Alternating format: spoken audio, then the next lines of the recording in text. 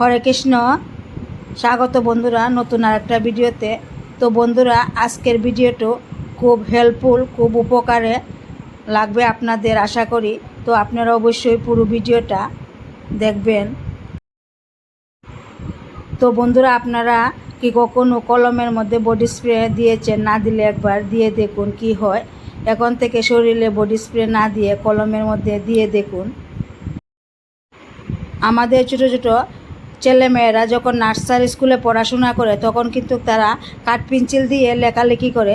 তো কাঠ পেন্সিল দিয়ে লেখালেখি করার পর যখন একটা স্টেজে এসে যে কলম দিয়ে লেখালেখি করে, তখন কিন্তু তারা সেই কলমের দাগ শরীরে বিভিন্ন জায়গায় লাগিয়ে দেয়। হাতে কখনো কখনো বা মুখে, কখনো শরীরে লাগিয়ে দেয়। তখন সেই কলমের দাগ কীভাবে তোলা যায় তারই একটা সহজ পদ্ধতি এখানে শেয়ার করছি। তো কলমের দাগের উপর যদি আমরা এরকমভাবে একটু বডি স্প্রে লাগিয়ে দিই, লাগানোর পর একটা কাপড়ের সাহায্যে বা তুলোর সাহায্যে সেই কলমের দাগের উপর হালকা ঘষে নিলেই সেই কলমের দাগ কিন্তু উঠে যাবে। তো দেখুন বন্ধুরা, সেই কলমের দাগ কিন্তু এখানে একদমই উঠে গেল। তো বন্ধুরা, বাচ্চাদের তো বডি স্প্রে দেওয়া ঠিক নয়। তো আর একটা পদ্ধতি, তো বাচ্চাদের শরীরে লেগে যাওয়া কলমের দাগ আমি এখানে তুলে দেখাবো।